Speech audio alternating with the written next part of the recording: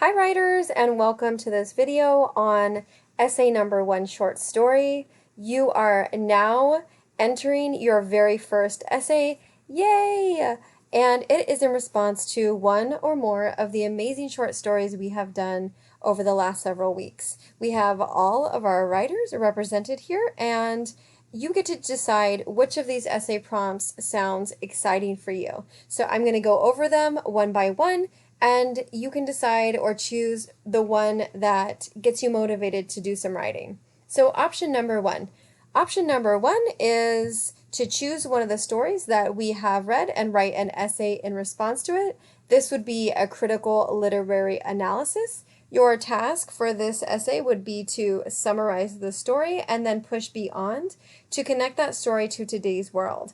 Now, you have done probably both of these things already in one of the discussions. Feel free to go back and check out your discussion posts. If you know that you have already created something beautiful and engaged with wonderful ideas, you're welcome to cut and paste any of your discussion posts thus far and develop them into your essay number one. Part of the question that you will be asking is, how do you relate to the story?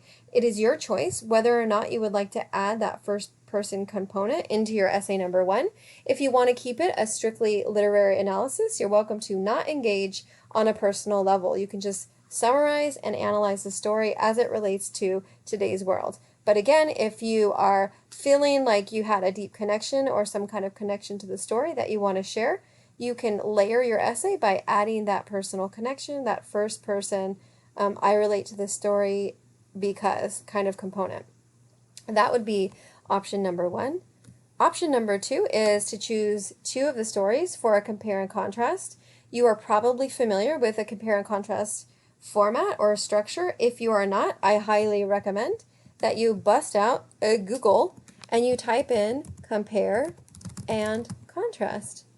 And what you'll find is the language for engaging in a compare and contrast essay. So I'm just going to click on it as a reminder if you choose this option. Say, for instance, you want to compare Girl by Jamaica Kincaid with Amy Tan's Fish Cheeks, and you see some kind of similarity or similar theme or thread pulling through.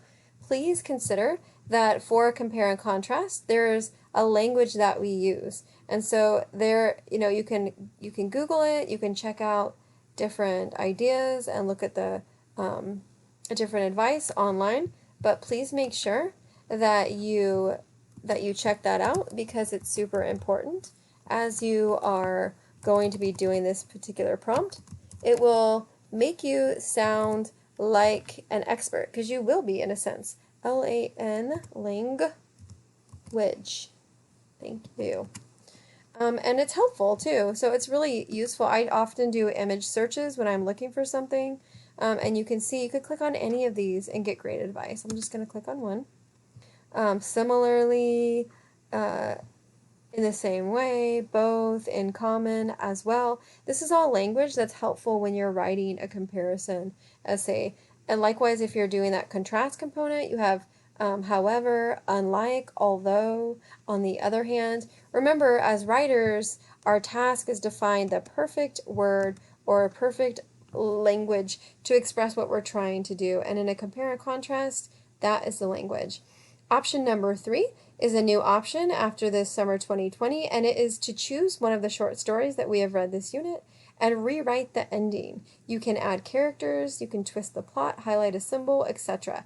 Get creative, but make it flow with the story in your own way. That's part of option number three. The other part of option number three is to write a 1.5-page explanation of why you made the changes that you did to your story, citing the story and course concepts in your reflection. Be sure to quote from the story in your reflection as you explain why you made the changes that you made to it. All this will become clearer if you check out the samples that I've posted here, but these are your options for essay number one short story.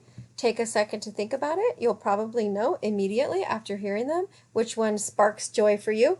Pick that one. Remember to brainstorm and cluster and mind map the stories that you've picked or the story that you pick, so you're fleshing out ideas. Do pre-writing before you write so that you are entering into your writing assignment from the mindset of plenty.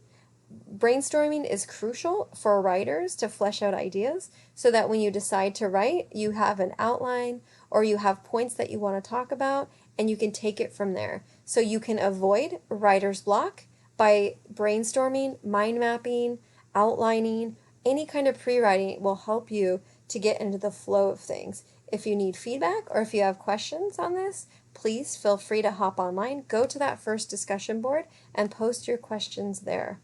Have fun and enjoy coming up with original ideas and looking very closely at the short story that you picked. Grab your magnifying glass, that attention to detail, and find things that maybe we didn't notice about the story.